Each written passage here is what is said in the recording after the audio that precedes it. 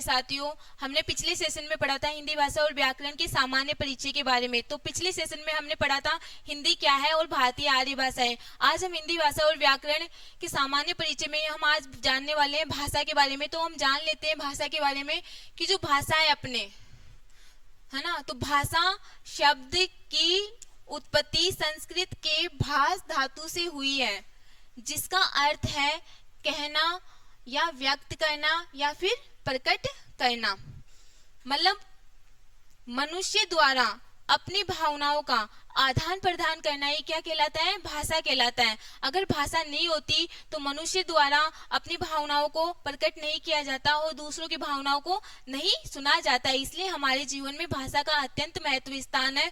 तो आज हम बात कर लेते हैं भाषा की परिभाषा के बारे में कि भाषा वह साधन है जिसके द्वारा मनुष्य अपने विचारों का आदान प्रदान करता है। मनुष्य द्वारा अपने विचारों का आदान प्रदान करना ही क्या कहलाता है? भाषा कहलाता है। उसके बाद अगर हम जाने भाषा के माध्यम, तो जो भाषा के माध्यम होते हैं वो कितने होते हैं? 3 होते हैं। और जो भाषा के 3 माध्यम होते हैं वो कौन कौन से होते हैं? पहला जो होता है बोलना, दूसरा होता है लिखना, तीसरा होता है संकेत। अब जो बोलना होता है वो क्या होता है? सरल होता है। और जो लिखना होता है वो कठिन और सरल दोनों होते हैं। और जो संकेत होता है वो क्या होता है? कठिन होता है। ठीक है। उसके बाद में जो मानकता के आधार पर है, भाषा के मुख्य 2 माध्यम माने गए हैं।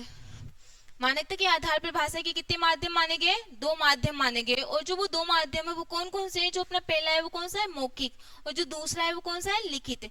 अब जो मौखिक है, मौखिक का मतलब क्या होता है? बोलना। और लिखित का मतलब क्या होता है? लिखना।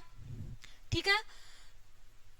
वैसे तो अपनी जो भाषा के माध्यम 3 है, लेकिन मानकता के आधार पर 2 ही माने गए हैं। क्यों माने गए हैं? क्योंकि बोलने और लिखने के आधार पर ही हम शुद्ध और अशुद्ध का पता लगा सकते हैं। लेकिन जो संकेत के माध्यम से है उसमें हम क्या कर सकते हैं? उसमें हम शुद्ध और अशुद्ध का पता नहीं लगा सकते। इसलिए अपने जो व्यवहारिकता के आधार पर संकेत को भाषा का क्या माना गया है? तीसरा माध्यम माना गया है, क्योंकि इसमें शुद्ध और अशुद्ध का पता नहीं लगाया जा सकता। उसके बाद अगर हम बात करें भाषा के कौशल के बारे में, भाषा के कौशल के बारे में, तो जो भाषा का कौशल है, तो कौशल का मतलब क्या होता है? कौशल का मतलब होता है निपुणता, दक्षता,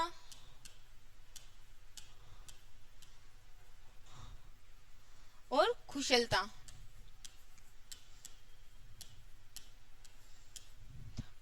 मतलब किसी व्यक्ति के द्वारा अपने मेहनत और अभ्यास के द्वारा किसी चीज में कुशलता हासिल करना ही क्या कहलाता है? कौशल कहलाता है। उसी प्रकार अपनी जो भाषा के कौशल है वो भी कितने हैं? 4 है। कौन कौन से हैं? सुनना, लिखना, बोलना और पढ़ना।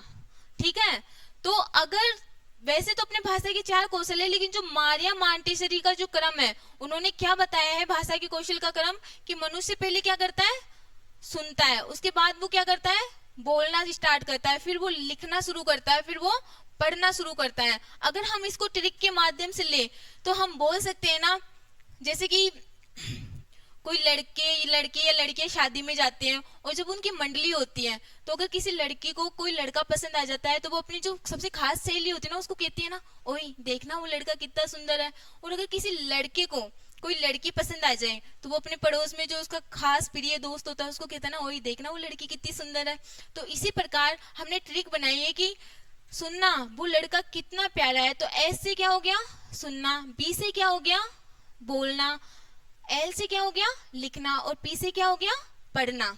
ठीक है। उसके बाद में अगर हम जाने भाषा की विशेषताएं, तो भाषा की विशेषताओं के बारे में हम बात कर लेते हैं कि जो भाषा की विशेषता है वो क्या है? जो अपनी भाषा है वो क्या है? अर्जित संपत्ति है। क्या है? अर्जित संपत्ति। अर्जित का मतलब क्या होता है? जन्मजात।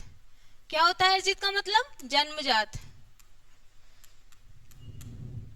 जन्मजात। अब जन्मजात कैसे होता है? अर्जित का मतलब जन्मजात कैसे होता है?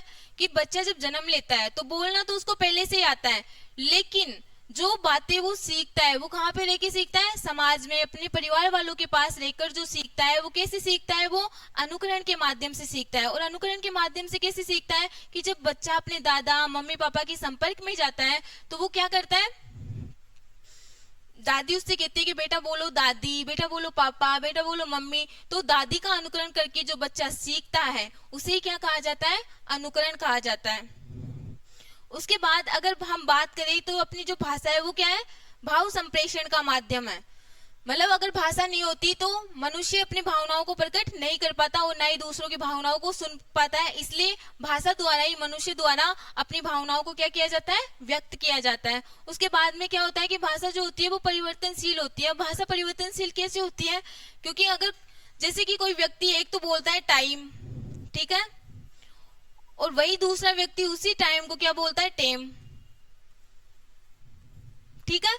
मतलब मनुष्य द्वारा ही भाषा को परिवर्तन किया जाता है, क्योंकि प्रत्येक मनुष्य अपने अनुसार शब्द निकालता है और अपने अनुसार उन शब्दों को बोलता है। इसलिए क्या होता है कि जो भाषा होती है वो क्या होती है, परिवर्तनशील होती है। और जो अपनी भाषा है उसका क्या है, अंतिम स्वरूप नहीं होता, क्योंकि भाषा का कभी अंतिम स्वरूप नहीं होता है। उसके बाद अगर हम बात करें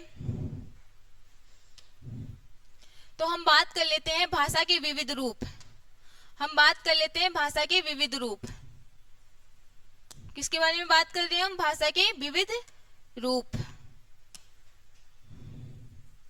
तो जो भाषा के विविध रूप है, तो अगर हम बात करें कि जो भाषा के विविध रूप है उसमें क्या है कि भाषा को मानक या परिनिष्ठित भाषा भी कहा जाता है। इसे विभाषा, विभाषा को क्या कहा जाता है, उपभाषा भी कहा जाता है। और उपभाषा को क्या कहा जाता है, प्रांतीय भाषा भी कहा जाता है। उसके बाद जो अपनी भाषा है उसको क्या कहा जाता है, अपभाषा भी कहा जाता है। अपभाषा को अपभ्रष्ट भाषा भी कहा जाता है और अपभ्रष्ट भाषा को अमानक भाषा भी कहा जाता है। और उसके बाद में अपनी कृत्रिम भाषा, इसे कूट भाषा भी कहा जाता है, इसे राष्ट्रभाषा भी कहा जाता है, इसे व्यक्ति की बोली भी कहा जाता है और विशिष्ट भाषा भी कहा जाता है। अगर हम पहले बात करें मानक भाषा के बारे में, तो जो मानक भाषा है उसको क्या कहा जाता है, आदर्श भाषा भी कहा जाता है। व्याकरण, ये जो मानक भाषा है इसका अत्यंत महत्वपूर्ण स्थान है। कैसे है, क्योंकि व्याकरण से संबंधित भी जो भाषा है वो कौन सी है, मानक भाषा है। क्योंकि शुद्ध रूप का जो प्रयोग किया जाता है वो किसमें किया जाता है, मानक भाषा में किया जाता है। अगर कोई आदर्श व्यक्ति होता है या कोई सभ्य व्यक्ति होता है तो जो अपने बोलने और लिखने में जिस भाषा का प्रयोग करता है तो वो कौन सी भाषा होती है, मानक या आदर्श भाषा होती है। जैसे कि अगर हम कक्षा में बात करें या फिर हम किसी मंच पे बोले या फिर हम साहित्य लिखें, तो कक्षा में बोलने, मंच पर बोलने के लिए और साहित्य लिखने के लिए जिस भाषा का हम प्रयोग करते हैं वो कौन सी भाषा है, मानक भाषा। और इसी मानक भाषा को क्या कहा जाता है, इसी मानक भाषा को आदर्श भाषा भी कहा जाता है,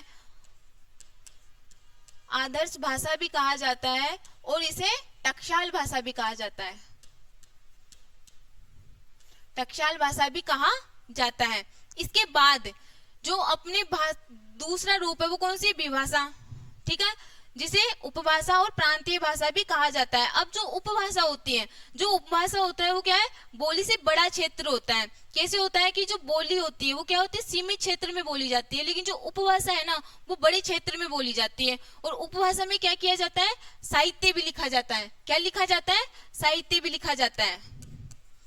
और उपभाषा में साहित्य लिखे जाने के कारण ही इसे क्या कहा जाता है, उपभाषा कहा जाता है। अब जैसे कि हम उपभाषा में ले सकते हैं अवधी और ब्रज भाषा। पहले जो थी अवधी और जो ब्रज भाषा थी वो किसमें बोली जाती थी, वो किसके अंतर्गत आती थी, बोली के अंतर्गत। लेकिन अब जो अवधी और जो ब्रज भाषा है वो क्या है, बड़े क्षेत्रों में बोली जाती है और बड़े क्षेत्रों में बोली जाने के कारण ही ये किसके अंतर्गत आती है, अब उपभाषा, ठीक है। उसके बाद अगर हम बात करें अपभाषा, जिसे अपभ्रष्ट भाषा और अमानक भाषा भी कहते हैं, तो अपभाषा क्या होती है, जहां पे गलत शब्दों का प्रयोग किया जाता है। मतलब जहां पे बोलने के लिए गलत शब्दों का प्रयोग किया जाता है, जहां पे व्याकरण के नियमों को बिल्कुल तोड़ा जाता है, व्याकरण के नियमों का ध्यान नहीं रखा जाता, जहां पे अश्लील शब्दों का प्रयोग किया जाता है, उसे क्या कहा जाता है, अपभाषा कहा जाता है। और अपभाषा को क्या कहा जाता है, गंवारू भाषा भी कहा जाता है। अब इसे गंवारू भाषा कैसे की, जैसे कि कोई भी गाँव का व्यक्ति होता है और जब वो मतलब आड़ू भाषा में बोल रहा होता है, तो सामने वाला अगर सभ्य व्यक्ति होगा वो क्या कहेगा कि यार देखो कैसे गंवारों की तरह बात कर रहा है, ठीक है। उसके बाद अगर हम बात करें कृत्रिम भाषा, तो जो कृत्रिम भाषा होती है, तो कृत्रिम भाषा है ना, जो प्राकृतिक से तो बनी हुई नहीं होती, लेकिन इसका जो महत्व होता है ना, ये क्या होता है कि जो व्यक्ति होता है वो प्रकृति का प्रयोग करके ही जिस चीज का निर्माण करता है उसे क्या कहा जाता है, कृत्रिम भाषा कहा जाता है। अब जो कृत्रिम भाषा में जैसे कि कृत्रिम दांत भी आते हैं, ठीक है, कृत्रिम सोना भी आता है, कृत्रिम सोना। अब हम बात करें कूट भाषा, ठीक है। कूट भाषा क्या होती है कि किसी मतलब जो कोई व्यक्ति होता है वो व्यक्ति वैसा ही होता है, तो दूसरा मनुष्य भी उसी की तरह करता है, तो उसे क्या कहा जाता है, कूट भाषा कहा जाता है। व्यक्ति की बोली क्या होती है, मतलब व्यक्ति द्वारा स्वयं के अनुसार, स्वयं की भावनाओं के अनुसार जो शब्द बोले जाते हैं वो क्या होती है, व्यक्ति की बोली होती है। विशिष्ट भाषा क्या होती है, विशिष्ट भाषा वो होती है जो विशिष्ट लोगों के द्वारा बोली जाती है। मतलब जैसे किसी कंपनी का मालिक होता है, उसी कंपनी में कोई भी मान लो उसका पियोन हो, तो वो दोनों तो एक दूसरे की भाषा को समझ सकता है, लेकिन कोई भी सामान्य व्यक्ति होगा ना तो वो उनकी भाषा को नहीं समझ पाएगा। तो विशिष्ट लोगों द्वारा बोली जाने वाली भाषा ही क्या होती है, विशिष्ट भाषा होती है। उसके बाद में अगर हम बात करें राष्ट्रभाषा, अब राष्ट्रभाषा क्या होती है, जो इमोशंस की भाषा होती है, जो कल्चर की भाषा होती है, जिसे पढ़ के ही रोना आ जाता है। जैसे कि अपना जो सूफी काव्य है उसे पढ़ते ही क्या आता है, रोना आता है। और जो अपनी राष्ट्रभाषा है ये किससे संबंधित है, संस्कृति से संबंधित है। इस पे किसी का पाबंद नहीं होता, ये आजाद होती है अपने आप में, ठीक है। मतलब जिसपे समाज में व्यक्तियों द्वारा अपने आप जो भी शब्द बोले जाते हैं वही होती है राष्ट्रभाषा, जिसपे कोई दबाव नहीं होता। जो मनुष्य जिस भाषा में सांस ले सकता है उसी को क्या कहा जाता है, राष्ट्रभाषा कहा जाता है, ठीक है। भाषा के विविध रूपों के बारे में हमने बात की। अब उसके बाद हम बात करते हैं राजभाषा के बारे में। अब राजभाषा, अपनी जो राजभाषा है वो क्या है, हिंदी है, ठीक है। अब जो राजभाषा तो अपनी हिंदी है, लेकिन राजभाषा होती क्या है, मतलब जो सरकार और कानून से संबंधित होती है, जिसमें नियमों का पालन किया जाता है, जो मतलब थोपी जाती है, जो आजाद नहीं होती, जो सरकार और कानून द्वारा थोपी जाती है, वही क्या होती है, राजभाषा होती है। जैसे अपनी अंग्रेजी है तो वो क्या है, अपनी राजभाषा है। अब राजभाषा क्या है, थोपी गई है, ठीक है, वो मनुष्य की अपनी मर्जी नहीं है। अगर हम लेके आजादी से पहले, मतलब अंग्रेजों से पहले जो भाषा बोली जाती थी वो थी फारसी भाषा, ठीक है। वो भी क्या थी, थोपी गई थी, मतलब वो बहुत ही कम क्षेत्र में बोली जाती थी, तो वो भी अपनी क्या थी, स्वाभाविक भाषा नहीं थी, वो भी थोपी गई थी। मतलब जो नियमों में जिसका पालन किया जाता है वही क्या है, राजभाषा है। अब हिंदी को राजभाषा के रूप में मान्यता कब प्रदान की गई, तो उसके बारे में हम बात कर लेते हैं। 14 सितंबर 1949 ईस्वी को भारतीय संविधान में हिंदी को राजभाषा की मान्यता प्रदान की गई। कब की गई, 14 सितंबर 1949 ईस्वी में भारतीय संविधान में हिंदी को किस भाषा के रूप में मान्यता प्रदान की गई, राजभाषा के रूप में। उसके बाद अगर हम बात करें भारतीय संविधान के भाग 17 में अनुच्छेद 343 से 351 तक राजभाषा का संविधान में प्रावधान किया गया है। कब किया गया है कि भारतीय संविधान के भाग 17 में अनुच्छेद 343 से 351 में राजभाषा के बारे में क्या बताया गया है, विस्तार से बताया गया है। उसके बाद जो अपनी संविधान की 8वीं अनुसूची है उसमें कितनी भाषाओं को मान्यता प्रदान की गई है, 22 भाषाओं को। लेकिन जो अपने मूल संविधान में जो भाषाएं है वो कितनी है, 14 भाषाएं हैं। अब ये 14 भाषा से 22 भाषाएं कैसे बनी, तो उसके बारे में भी हम बात कर लेते हैं। तो अपने भारतीय संविधान में 3 संशोधन हुए थे। कितने हुए थे, 3 संशोधन। तो भारतीय संविधान का जो पहला संशोधन हुआ था वो कब हुआ था, 21वां संशोधन हुआ था। और जो 21वां संशोधन हुआ था वो कब हुआ था, 1967 ईस्वी में। जब 1967 ईस्वी में ये संशोधन हुआ तो भाषाओं के बारे में क्या की गई, चर्चा की गई। जब भाषाओं के बारे में चर्चा की गई तो सबसे पहले जो भाषा जुड़ी वो कौन सी थी, सिंधी भाषा, जिससे भाषाओं की संख्या 14 से कितनी हो गई, 15 हो गई। कितनी हो गई, 15। उसके बाद जो भारतीय संविधान का जो दूसरा संशोधन हुआ वो कौन सा था, 71वां संशोधन। ये जो 71वां संशोधन अधिनियम हुआ कब हुआ, 1992 ईस्वी में। जब 1992 ईस्वी में ये संशोधन हुआ तो क्या हुआ, 3 भाषाएं और जोड़ दी गई। और वो कौन कौन सी थी, कोंकणी, नेपाली और मणिपुरी, ठीक है। अगर हम इसको शॉर्ट में बोले तो क्या बोल सकते हैं, KNM, जिससे भाषाओं की संख्या कितनी हो गई, 18। उसके बाद जो अपने भारतीय संविधान का तीसरा संशोधन हुआ, या हम कह सकते हैं जो अंतिम संशोधन हुआ, वो कौन सा था, 92वां संशोधन, जो कब हुआ, 2003 ईस्वी में। इसमें जो भाषाएं जोड़ी गई वो कितनी जोड़ी गई, 4 भाषाएं जोड़ी गई। और वो जो 4 भाषाएं थी वो कौन कौन सी है, बोडो, डोंगरी, मैथिली और संताली। ठीक है। अगर हम इसको भी, जिससे भाषाओं की संख्या कितनी हो गई, 22। अगर हम इसको भी शॉर्ट में याद करें तो क्या लिख सकते हैं, BDMS। ठीक है। अब हम जो कुल 22 भाषाएं बनी, तो उन कुल 22 भाषाओं को भी हम जान लेते हैं। जो 22 भाषाओं में जो पहली भाषा है वो कौन सी है, असमिया। जो दूसरी है वो कौन सी है, बंगला। तीसरी है वो कौन सी है, बोडो। चौथी है जो कौन सी है, डोंगरी। पांचवी कौन सी है, गुजराती। छठी कौन सी है, हिंदी। सातवीं कौन सी है, कन्नड़। आठवीं कौन सी है, कश्मीरी। नवीं कौन सी है, कोंकणी। 10वीं कौन सी है, मैथिली। 11वीं कौन सी है, मलयालम। 12वीं कौन सी है, मणिपुरी। 13वीं कौन सी है, मराठी। फिर कौन सी है, नेपाली। फिर कौन सी है, उड़िया, पंजाबी, संस्कृत, संथाली, सिंधी, तमिल, तेलुगु और उर्दू। इन सभी को मिलाकर जो टोटल भाषाएं है वो कितनी है, 22 भाषाएं। ठीक है। और आप सभी को इन 22 भाषाओं को क्रम के अनुसार याद रखना पड़ेगा। जैसे कि मैं आज आपको बता दूं कि आज मतलब ए मतलब असमिया। ठीक है। वह बोला, आज वह बोला, दोस्त, गुजरी। हिंदी में कहानी कहती है कि मेरी मोहब्बत मुझे मिले तो नैनों की उदासी। प्यार के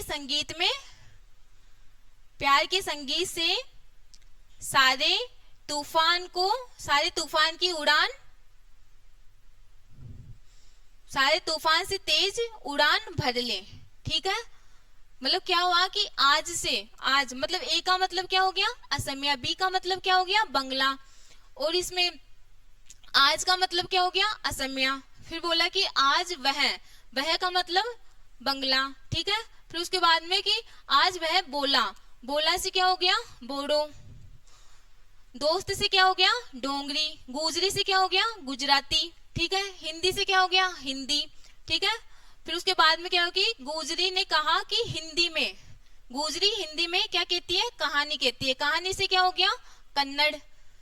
कहती से क्या हो गया, कश्मीरी। और की से क्या हो गया, कोंकणी। कि मेरी से क्या हो गया, मैथिली। कि मेरी मोहब्बत से क्या हो गया, मलयालम। ठीक है। कि मेरी मोहब्बत मुझे से क्या हो गया, मणिपुरी। मिले से क्या हो गया, मराठी। नैनो से क्या हो गया, नेपाली।